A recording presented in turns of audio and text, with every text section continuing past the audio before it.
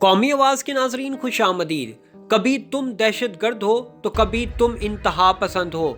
मजहब को बुनियाद बनाकर आलमी ताकतें एक दूसरे मुल्क पर जंगें मुसल्लत कर रहे हैं। इल्ज़ाम लगाया जाता है कि ये मुल्क मजहबी दहशत गर्दी कर रहा है। इस मुल्क के लोग इंतहा पसंद, शिद्दत पसंद हैं, लिहाजा इस मुल्क पर पाबंदियां लगा दी जाएं। दोस्तों, ये आलमी ताकतों का वतीरा है जिसे वो इस्तेमाल करते हुए किसी भी मुल्क पर बाआसानी जंग मुसल्लत कर देते हैं या उस मुल्क पर ऐसी पाबंदियां लगा देते हैं कि वो मुल्क और उसकी आवाम पेट पर पत्थर बांधने पर मजबूर हो जाते हैं। इराक, शाम, अफगानिस्तान की मिसालें आपके सामने हैं और अब बारी है ईरान की। जी हाँ दोस्तों, सऊदी अरब ने अपनी सुप्रीमेसी को बचाने की खातिर ईरान पर हमला करवाने जा रहा है, जिसके लिए ग्राउंड मुकम्मल तौर पर तैयार हो चुकी है। ईरान क्या वाकई आबनाए हर्म्स बंद करने जा रहा है? आबनाए हर्म्स बंद करने से दुनिया में कौन सी बड़ी तबाही मच सकती है? पाकिस्तान का झुकाव ईरान पर जंग मुसल्लत होने की सूरत में किस तरफ होगा, ईरान या सऊदी अरब? आइए खित्ते की बदलती सूरत हाल से मुतल्लिक इंतहाई अहम तफसीलात आपके साथ शेयर करते हैं। दोस्तों, वीडियो में आगे बढ़ने से कबल अगर आपने कौमी आवाज़ को अभी तक सब्सक्राइब नहीं किया तो इसे सब्सक्राइब और बेल आइकॉन पर क्लिक जरूर करें, क्योंकि ये मेरी और आपकी नहीं बल्कि पूरी कौम की आवाज़ है। दोस्तों, मशरिक़ वुस्ता के हालात इंतहाई तेज़ी से बदल रहे हैं, जिसमें ये पहली दफ़ा हो रहा है जब सऊदी अरब की सुपरमेसी को ईरान के अलावा दीगर ममालिक भी चैलेंज कर रहे हैं, जिनमें पाकिस्तान और तुर्की सरे फहरिस्त हैं। सऊदी अरब और ईरान के ताल्लुकात जब भी बिगड़े हैं, पाकिस्तान ने हमेशा इसमें अहम कलीदी किरदार अदा किया है। लेकिन दोस्तों, ये पहली दफ़ा हो रहा है जब सऊदी अरब और ईरान के दरमियान ताल्लुकात इंतहाई कशीदा हो चुके हैं। और अगर मैं यूं कहूं कि कशीदगी की पीक पर पहुंच गए हैं तो गलत ना होगा। यमन में सऊदी हमायत याफ्ता हुकूमत पर रॉकेटों से हमले और अब ईरान ने समुद्री हदूद में सऊदी अरब के तेल बरदार बहरी जहाज़ों का रास्ता बंद कर दिया है।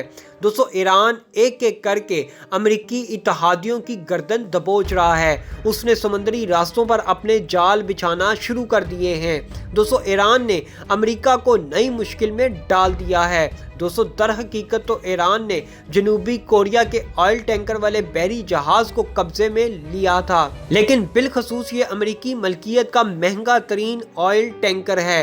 दोस्तों, आबनाए हम्स एक ऐसा समुद्री रास्ता है जहां से पूरी दुनिया के जहाज़ों की आमदोरफ्त रहती है, लेकिन ये समुद्री रास्ता बिलखसूस सऊदी अरब के लिए इंतहाई कदरों कीमत रखता है। दोस्तों, खबरों के मुताबिक ईरान अब आबनाए हम्स बंद करने जा रहा है और अगर ऐसा करता है ईरान को इसकी भारी कीमत भी चुकाना पड़ेगी। लेकिन मैं यहाँ ये बताता चलूँ कि ईरान हुसैनी लश्कर की कौम है। ये ना डरने वाले हैं और ना ही बिकने वाले। ईरान ने पूरी दुनिया में दो टोक ऐलान कर दिया है कि अगर अमेरिका या उसके इत्तेहादियों ने कभी भी ईरानी मफादात को नुकसान पहुंचाने की कोशिश की तो ईरान पूरी दुनिया में तेल की सप्लाई बंद कर देगा, जिसके लिए वो आबनाए हम्स का सहारा लेगा। ईरान ने गुज़िश्ता दिनों जनूबी कोरिया का बहरी केमिकल टैंकर कब्जे में लेकर अमेरिका और उसके इत्तेहादियों को एक पैगाम दे दिया था कि ईरान के खिलाफ किसी भी इकदाम से बाज रहें। ईरानी फोर्सेस ने आबनाए हम्स में जनूबी कोरिया का परचम बरादर केमिकल टैंकर कब्जे में ले लिया था। ये दुनिया में बहरी जहाज़ों की अहम तरीन आबी गुजरगाह में सिलसिलावार होने वाला ताज़ा तरीन वाक़या है। अरब न्यूज़ के मुताबिक समुद्री सिक्योरिटी की निगरान मशावरती फर्म ट्रियाड ग्लोबल के मुताबिक जनूबी कोरिया का बहरी जहाज हंगकोक चेमी, जो सऊदी अरब के शहर अल जबेल से मुत्तहिदा अरब इमारात के शहर फजीरा जा रहा था।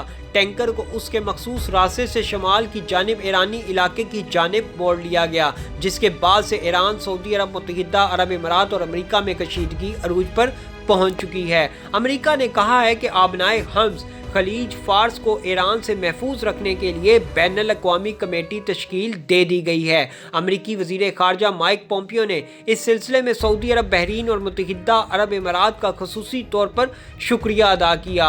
अपने एक ट्वीट में उन्होंने कहा कि हमने आबनाए हम्स को ईरान की खिलाफ वर्जियों से महफूज रखने के लिए एक बैनुल अक़वामी कमेटी तश्कील दे दी है। दोस्तों, वाज़ेह रहे रवां माह 7 जनवरी को अमेरिकी फ़ौज ने 2 B-52 बमबार तैयारे مشرق وسطی منتقل کیے تھے۔ امریکی نشریاتی ادارے CNN کے مطابق دونوں طیارے امریکہ میں فوجی اڈوں سے بھیجے گئے۔ دوستو، امریکہ کا یہ اقدام اس بات کی جانب اشارہ ہے کہ امریکی جوابی کارروائی کی مہم کے حوالے سے کوئی غفلت نہیں برتی جا رہی۔ امریکی بمبار طیاروں کا مشن بنا کسی وقفے کے 36 گھنٹوں تک جاری رہا۔ اس دوران طیاروں نے شمالی امریکہ میں ریاست ڈیکوٹا کے مینوٹ ایئر بیس سے اڑان بھری، وہ خلیج عربی تک گئے اور پھر وہاں سے واپس آئے۔ یہ ایران کے لیے ایک واضح پیغام تھا، جس کے دوران مختصر وقت میں لڑائی کے لیے فورس تعینات کرنے کی قدرت کا مظاہرہ کیا گیا۔ دوسری طرف ایران نے خلیج عمان میں جاری مشقوں کے دوران کروز میزائلوں کا استعمال کیا۔ ایرانی سرکاری میڈیا کے مطابق بحری مشقوں کے دوران کروز میزائل فائر کیے گئے، جنہوں نے خلیج اور بحیرہ ہند کے شمالی حصے میں اپنے اہداف کو کامیابی سے نشانہ بنایا۔ یہ امریکہ اور اس کے اتحادیوں کے لیے بھی ایک واضح پیغام تھا۔ ٹرمپ کا اسرائیل اور سعودی عرب کی جانب جھکاؤ بھی گزشتہ صدور سے زیادہ تھا، جس کے باعث ایران نے اپنے آپ کو خطے میں تنہا محسوس کرنا شروع کر دیا اور ایسے ایک مرتبہ پھر سے ایران اور امریکہ کے تعلقات میں تناؤ پیدا ہو گیا۔ گزشتہ برس کے آغاز میں ہی امریکہ نے ایران کے پاسداران انقلاب کے سربراہ جنرل قاسم سلیمانی کو بغداد میں ایک ڈرون حملے میں ہلاک کر دیا تھا، جس کے بعد سے تعلقات مزید خراب ہو گئے۔ اور اب جاتے جاتے ٹرمپ نے ایران کے چوٹی کے جوہری سائنسدان کو قاتلانہ حملے میں ہلاک کروا کر ایران کے زخموں پر نمک چھڑکا ہے، جس کا بدلہ ایران ضرور لے گا۔ ان حملوں کے بعد ایران خطے میں امریکہ کے مختلف فوجی اڈوں پر حملوں کا دعویٰ کرتا رہا ہے۔ اس وقت تمام نگاہیں امریکہ کے نو منتخب صدر جو بائیڈن پر ہیں، جن سے جوہری معاہدے کا دوبارہ حصہ بننے کی توقع کی جا رہی ہے، یعنی ایران امریکہ تعلقات میں ایک نیا باب رقم ہونے کو ہے۔